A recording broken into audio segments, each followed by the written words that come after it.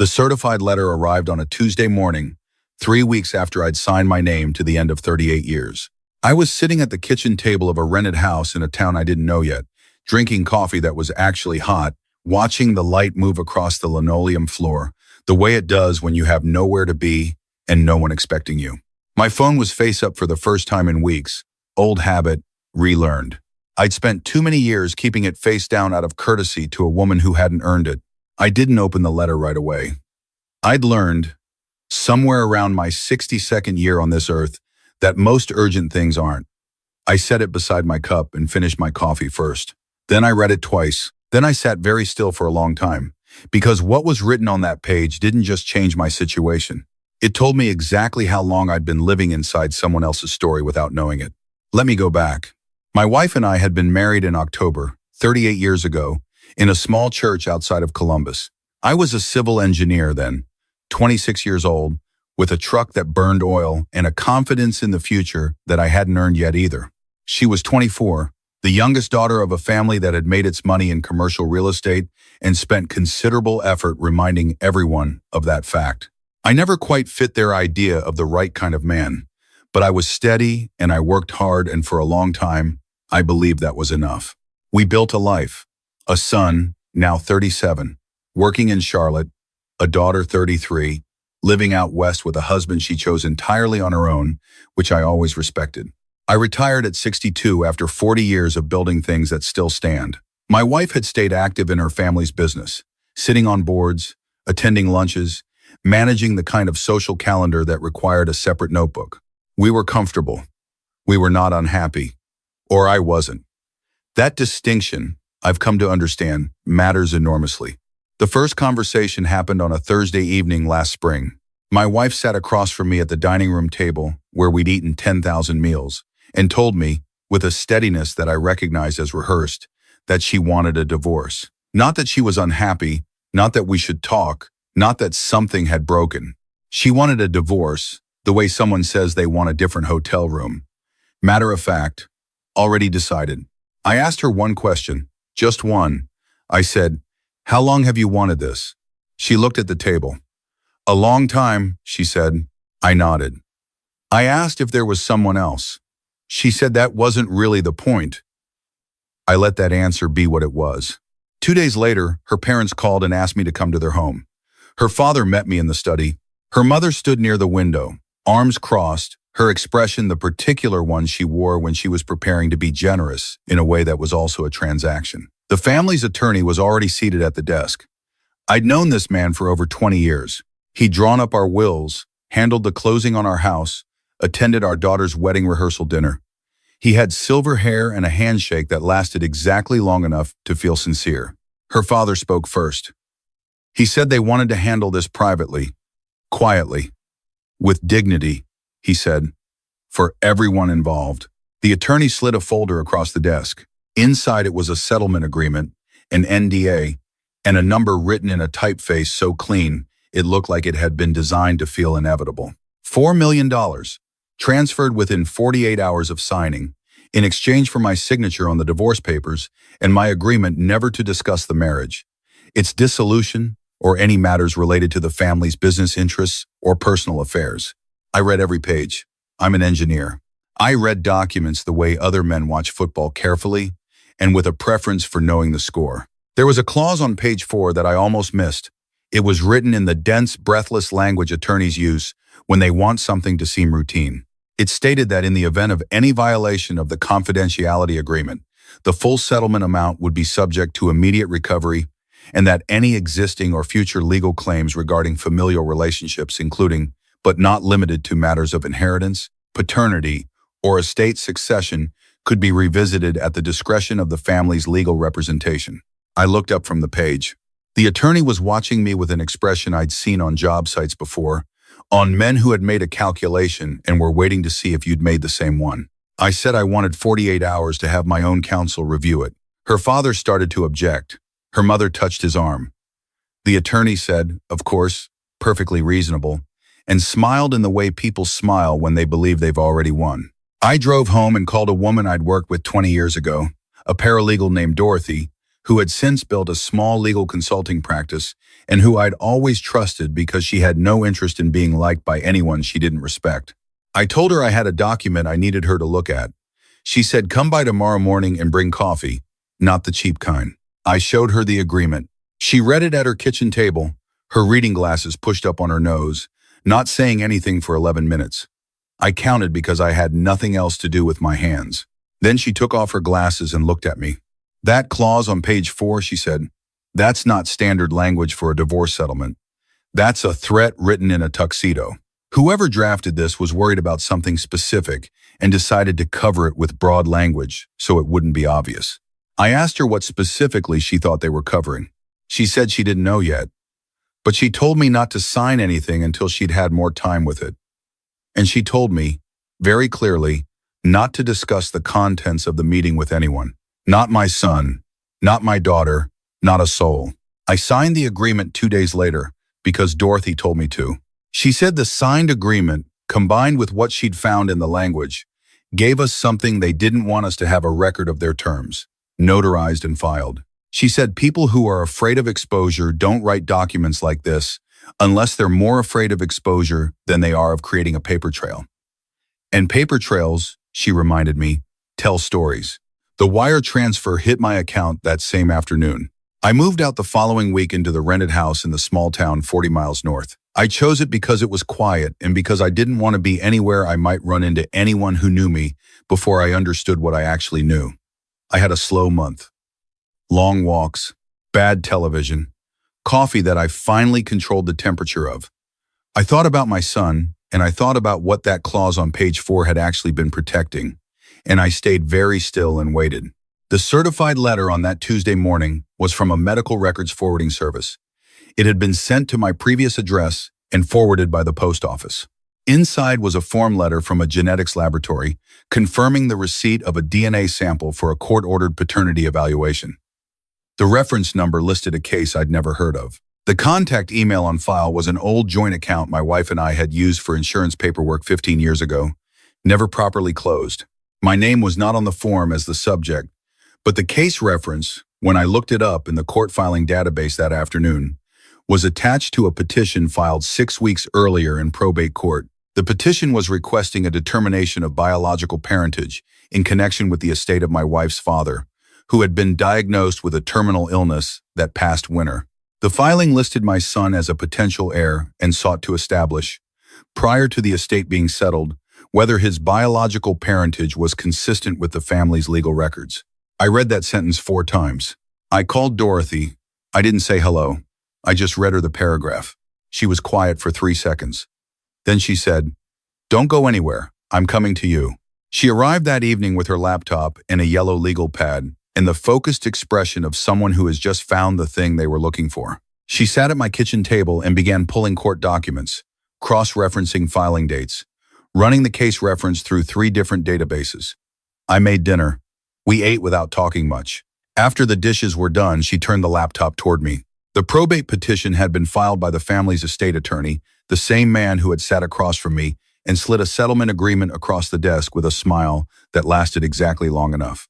He had filed it in a capacity I had not known him to have, as a potential interested party in the estate, with a claim based on a personal relationship to the deceased that predated his professional engagement with the family. Dorothy leaned back in her chair. "Do you understand what that means?" she said, not as a question. I understood. I sat with it for a moment the way you sit with a diagnosis. Not the panic first, just the comprehension. 38 years. Our son was 37. I said his name out loud once, my son's name, quietly, not for drama but because it felt important to say it in the room where I was processing this. Dorothy said we weren't going to do anything rash. She said we needed more than a probate filing. We needed something that connected the petition to the settlement agreement. Something that showed the NDA had been written specifically to prevent me from learning what the estate filing revealed.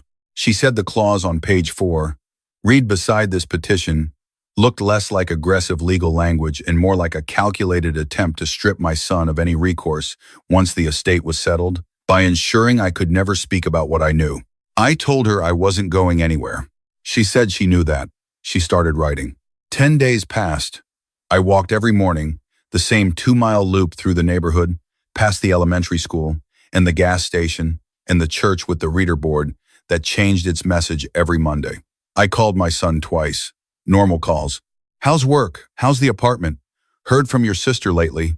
He sounded fine. He sounded like himself. I didn't say anything about the letter or the filing or what Dorothy had started building quietly in her home office 40 miles away. On a Thursday evening, my phone rang from a number I didn't recognize. I answered because I'd been answering everything since the letter. The man on the line said he'd gotten my number from a mutual contact he wouldn't name. He said he worked in the administrative side of the probate court filing process.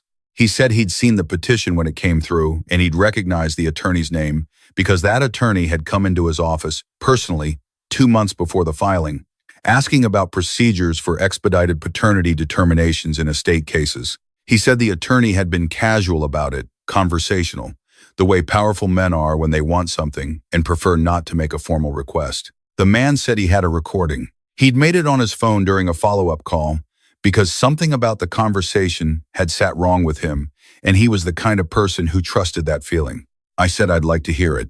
He said he needed to know I wasn't going to use it in any way that came back to him. I told him I understood what he was risking, and I respected it. I told him I wasn't looking for a war. I was looking for a foundation. He sent the audio file by encrypted message that same night. I listened to it sitting in the kitchen, the lights low, the house quiet. The attorney's voice was exactly as I remembered it, measured, practiced, the voice of a man who had spent decades being the smartest person in rooms full of people who appreciated the performance. In the recording, he said that the estate needed to be protected from claims that could arise from relationships that were, in his words, complicated by history. He said the family had made appropriate arrangements with the husband, meaning me, and that the settlement structure had been designed to ensure the husband had no standing to speak to the matter. He said the petition was a precautionary measure to establish clarity before the estate transferred and to ensure that any future claim by the son would face a legal barrier already in place. Then he said something else. He said it without any particular weight, the way people say things they've already accepted as fact. He said, "The boy has never known, and there's no reason for that to change now." I turned off the recording and sat in the dark for a while. Not in grief, exactly. In the particular stillness of a man who has been handed a complete picture after years of seeing only the frame. Outside, somewhere on the street, someone was mowing a lawn even though it was 8 o'clock in the evening. The ordinary world doing its ordinary things. I forwarded the file to Dorothy with one sentence. This is what page 4 was protecting. She called me at 7 the next morning. She said, "I've been up since 4. She said, "This is fraud. This is elder law manipulation. This is witness intimidation wrapped in NDA language. And there's enough here to not just invalidate the settlement agreement, but to expose the attorney to bar proceedings and potentially criminal liability." I told her I didn't want to go to court, not publicly. My son had a life. My daughter had a life.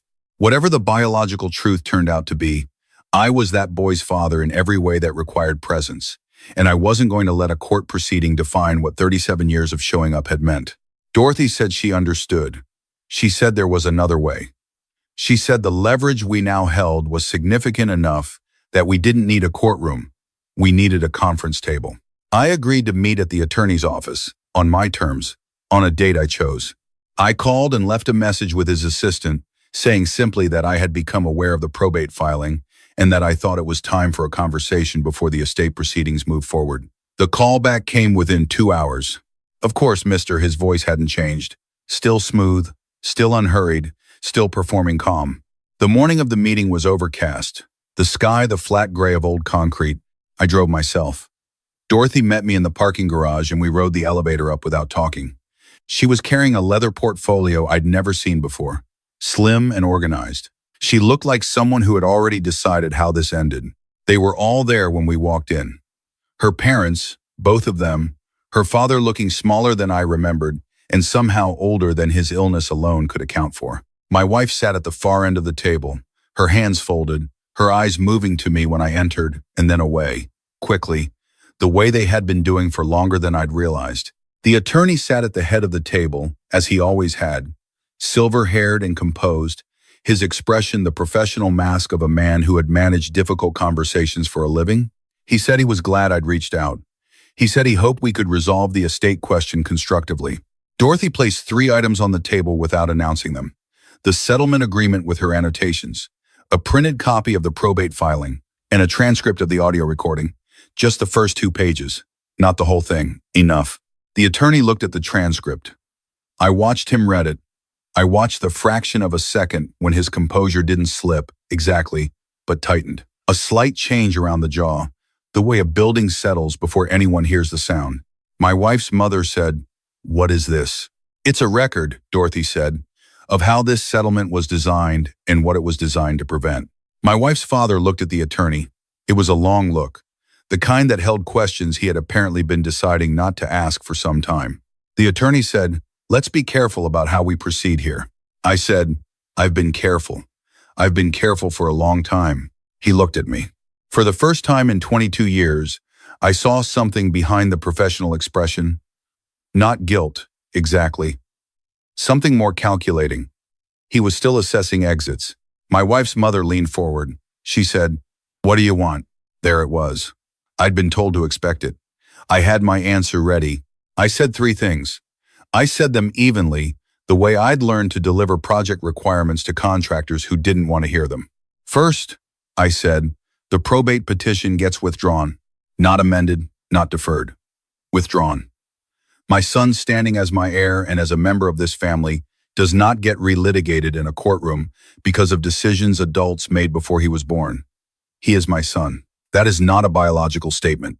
It's a 37-year statement. No one spoke. Second, I said, the NDA gets rewritten. The clause on page 4 gets removed entirely. I will not live under the threat that my silence about my own life can be weaponized against my son's inheritance. Whatever you were protecting, you don't get to protect it by putting a gun on the table and calling it paperwork. My wife's father cleared his throat. Her mother looked at the attorney. Third, I said, looking directly at my wife for the first time that morning, whatever the truth is about our son's parentage, that is a conversation he deserves to have, if and when he chooses to have it, on his terms. Not in a probate filing. Not through legal proceedings designed to strip him of rights before he even knows they're being questioned. You don't get to decide what he knows and when. That's his. My wife's eyes filled. She didn't look away this time. The attorney said, "You understand what you're asking." I said, "I understand exactly what I'm asking. The question is whether you understand what I have." He picked up the transcript page again, set it down, picked up his pen, set that down too. He was a man used to controlling rooms, and he was running out of ways to control this one. My wife's father spoke then, for the first time since I'd sat down. His voice was quiet and tired, the voice of a man who had been carrying something heavy and had just been told he could put it down, though the putting down would cost him something too. He said, "Do what he's asking." The attorney looked at him. He said it again. "Do what he's asking." He looked at me then. I should have done this differently a long time ago. I didn't respond to that. It wasn't a moment for generosity, and it wasn't a moment for cruelty. It was just a fact, arriving late, which is still better than not arriving. Dorothy spent the next 90 minutes at that table revising language while the attorney's own associates drafted the amended documents. Nobody talked much. Coffee appeared at some point, from an assistant who looked like she understood she'd walked into something significant and decided to be invisible. My wife's mother made one attempt to revisit the terms. Dorothy looked at her over her glasses and said, "The terms aren't moving," and that was the end of that. When the documents were signed, I stood and gathered my coat. My wife was still at the table. She looked up when I moved toward the door. She said my name. I stopped. I wasn't angry anymore. I'd been angry for a while, quietly, the way you can be angry for months before you realize that the thing you're actually feeling is grief. But I'd had time with it, and the anger had burned down to something more manageable, more accurate. Not forgiveness. Not yet, maybe not ever. But recognition that she had been carrying something enormous for a very long time and had made choices I couldn't condone. But they had been choices made under weight I hadn't known was there. I said, "I hope you find whatever it is you've been looking for." She swallowed. She started to say something about how she never meant for it to become what it became. I believed her. I also believe that not meaning something and not causing it are different things, and I didn't think pointing that out in a conference room was useful to either of us.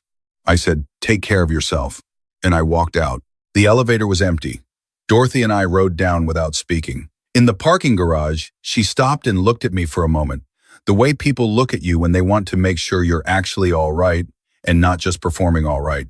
I said, "I'm okay." She said she knew. She said she was going to file the amended documents first thing in the morning and that I should have everything I needed within the week. She put her hand briefly on my arm, the gesture of someone who has sat beside you in a hard room and respects what you did in it. I drove home the long way. There was no particular reason for it except that I wasn't ready to be inside yet. The sky had cleared during the meeting, and the late afternoon light was coming in at the angle that makes ordinary things look considered, like someone had arranged them. Fields, a grain elevator, a tractor moving slowly along a fence line, the driver visible from the road, just a silhouette, doing what needed doing at the end of the day. I thought about my son. I'd been thinking about him every day for weeks. In the particular way you think about someone when you're holding information about their life that isn't yours to deliver. I didn't know if he'd ever ask. I didn't know if he'd ever want to know. What I knew was that the door to that knowledge would remain his to open or leave closed, and that no one else, not an attorney with silver hair and a practiced handshake, not a family with a real estate empire and a preference for silence, not even me, had the right to open it for him. He was my son because I had been there. Because I had sat with him in emergency rooms at 2 a.m. and argued with him about curfews and driven 14 hours round trip to help him move into his first apartment and listened to him when he'd called last. Winter, voice tight, saying he wasn't sure he'd made the right choices and had told him the truth, which was that nobody was sure and the only question was whether you kept showing up anyway. Biology is a fact. Fatherhood is a practice. Those are different things. And the difference matters more than people want to admit until they're sitting in a parking garage at the end of a long day, deciding what kind of man they want to have been. I called him that evening. Normal call. He asked how the new town was treating me. I said it was growing on me. He laughed and said that sounded like something I'd say. I asked about work, about the apartment, about a girl he'd mentioned in passing a few months ago. He said things were good. He sounded like himself. He sounded fine. I said I loved him. He said, "I know, Dad. I love you too." After we hung up, I sat on the back step of the rented house and watched the light disappear from the sky. The neighbors had a dog that barked twice at something in the dark and then went quiet. Somewhere down the block, someone had planted late-season flowers, and even in the dusk, I could see the color of them, small and stubborn, doing what flowers do. I wasn't unburdened entirely. That's not how it works when you're past 60 and you've just had the architecture of your life redrawn. There were things I'd need to sit with for a long time, questions I'd return to, mornings I expected would be heavier than others.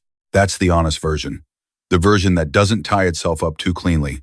But the thing I'd been carrying for months, the weight of something wrong that I couldn't name and couldn't prove and couldn't put down, was gone. What replaced it wasn't satisfaction. It was something quieter and more lasting, the particular kind of steadiness that comes from having done what needed doing, without cruelty, without spectacle, without letting someone else's choices determine the kind of man you were going to be on the other side of them. I went inside. I locked the door. I made a cup of coffee that was hot. I sat at the kitchen table in the quiet house and thought about what I would build next.